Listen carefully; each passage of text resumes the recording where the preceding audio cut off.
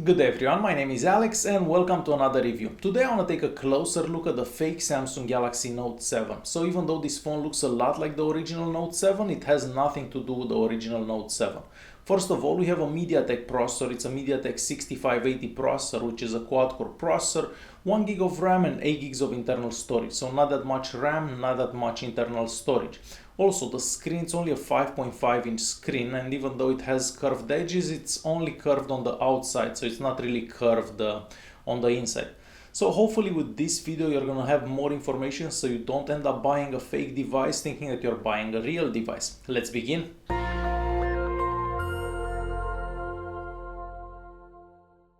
Let's start with the phone's exterior. So yes, the phone does look a lot like the original Note 7. Onto the back we have the camera. However, the camera lens is slightly smaller than the camera lens that you'd find on an original device. We also have the heart rate monitor there, the flash. Underneath that we see the Samsung logo. And on the original device you'd most likely find an IMEI, a serial number or something like that. Onto this device we don't get any of that, so the back it's plain. However, this could change depending who's manufacturing the fake device. The phone's frame it's also made out of metal, just like on the original device. On the left hand side we find the volume keys, and these are made out of metal just like on the original device, and they do look very similar. On top of the device we have the SIM card tray. So the SIM card tray it's a bit different than the original. It is made out of metal entirely, and onto the original it's actually made out of plastic. So if you see a SIM card tray that's made out of metal, you're most likely looking at the fake device. Aside from that, we actually have a fake microphone right there on top. So it's a fake microphone, it's just a hole that's not going all the way into the phone. So it's just looking like a microphone. Aside from that, onto the right hand side we find the power button. So the power button looks a lot like the button that you would find onto the original device, so no differences there. And all the way at the bottom of the device we have the 3.5mm audio jack. This phone has a USB-C as well, so just like the original. Then we have the microphone, the speaker, and then the S Pen. Now the S Pen it's totally different from the original. However, the S Pen could change any day. So these manufacturers that make these fake phones can just change the phones pretty much every day. So you're gonna have to look very closely at that S Pen. In this case, the S Pen is made out of metal entirely, doesn't have any buttons on it, so you can't really do that much with the S Pen. Moving on to the front of the device. So we do have the same curved edges as you'd see on the original device. However, if you actually look carefully enough, you're gonna see that the screen kind of ends wherever the glass gets curved. So the screen underneath the glass, it's not actually curved. The screen is also 5.5 inches instead of 5.7 inches, even though the viewing angles are pretty good, so you can see the phone looking at it from any angle. The screen doesn't have the best resolution, so the resolution it's only 720p. However, for a fake phone, I do believe that the resolution onto the phone it's rather good, and the screen does look very good. Aside from that, on top of the device there we see that iris scanner, which is fake, so we don't actually have a lens there or anything, it's just a black circle. We have the proximity and light sensors, the Samsung logo, the front-facing camera, and another fake blue circle, so there is nothing in that little circle either. At the bottom of the device we can also notice that we can see the buttons. Onto the original device you can't see the buttons, so only onto the fake one you're actually able to see the buttons at the bottom of the screen. Now the phone's UI. So it does look a lot like a Samsung device, but there are so many differences between this and the original Note 7. The bad thing is that most likely if you're looking at one of these you don't actually have a Note 7, so you may be easily fooled. So if you swipe left, you're gonna get to flipboard just like you do on a real device. We even have those edges options. So if you swipe the edge of the phone, you can actually get to those edges options that you'd get on a real Samsung device. They're not identical, and there are some differences there, like when you go into the settings app, the top there it's blue when it should be white.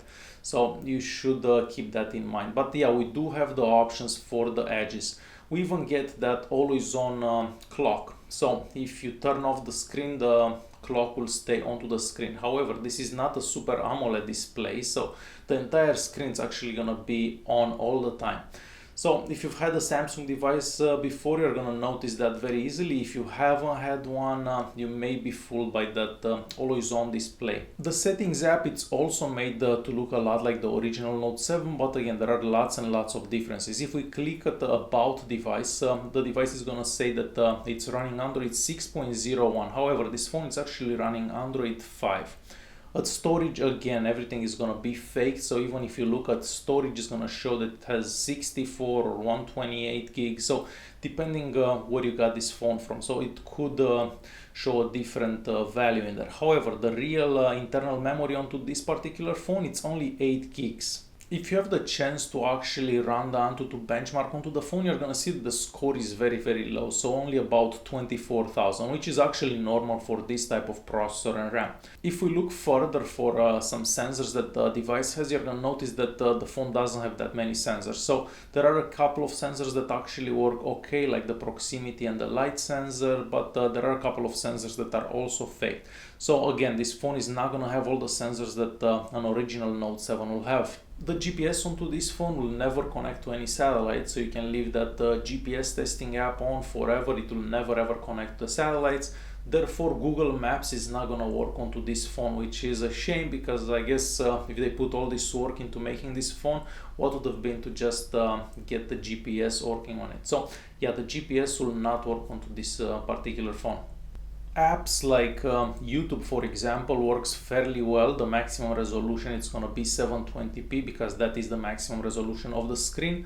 The speaker at the bottom of the phone does get rather loud. However, the quality control on these phones is not the greatest. So for example, on my last S7 clone, the speaker stopped working after 2 days, I believe. So you never know if the speaker is gonna go for 3, 5, 7 days. So the speaker could like go out any day. Aside from that, apps like Chrome also work okay. So this MediaTek 6580 that we find in this particular phone is not that bad. So we've seen lots and lots of Chinese devices with that processor, and they do seem to work fairly well. The cameras onto this phone have nothing to do with the cameras found on the original Note 7. So onto this particular one, we have a 5 megapixel sensor onto the back. The camera app looks a bit like a Samsung camera app. However, it has nothing to do with the camera app found onto the Note 7. So we don't have the same modes, we don't have the same filter. So the camera app, it's totally different. Now, taking pictures, it's possible. I mean, we do have a camera on the back and a camera on the front. If you do take low light pictures, the pictures turn out pretty bad, and that's not the case with the original device. If it's okay light, the pictures show up acceptable. However, if you've seen a picture from a Samsung device, from a S7, Note 7, anything like that, you're gonna notice a difference right away. So there is no question about it. This camera is not the greatest. The heart rate monitor onto the back of the phone is also fake, so it's gonna show a heart rate even if you don't have a finger over the sensor. So yeah, definitely a fake heart rate monitor sensor. Now, talking about fake sensors, the fingerprint scanner. So the home button has a fingerprint scanner onto the original device. However, this one imitates the fingerprint scanner, but any finger will unlock the device. So you can set that fingerprint scanner onto this phone, but it will unlock with any finger, so it doesn't actually work. It's a fake fingerprint scanner. So to conclude this video, even though this phone looks rather good, because I have to admit that it looks rather good for such a cheap device, it's not gonna be anywhere close to the original Note 7. The quality control on these fake devices, it's non-existent. So this phone could work today and tomorrow it's just gonna stop working.